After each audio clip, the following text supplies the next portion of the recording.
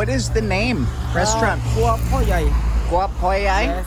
I can't say that again, but I will leave a pin. It's right next to Chiang Mai Northern Cuisine. You'll see a pin for Chiang Mai Northern Thai Cuisine.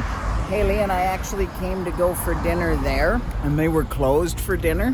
And sometimes hours in Thailand are a little bit all over the map. So we saw this place, and it was hopping, and it's full of only Thais. So it feels like a local Thai pub almost. Everyone's got a bar cart next to their table.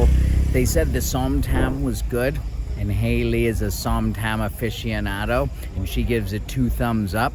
We also ordered some fried rice. Oh, I got some fried pork neck on top of that. So it's going to be a local Thai dinner in a super local Thai place. So if you're ever out and about in this part of Phuket, check it out if you want to dig real deep into the locals, where the locals are hanging out. Ours was 275 baht for 3 dishes, all big servings. And here's a teeny tip for you. If you ever see a place that is full of Thais, you know it's good.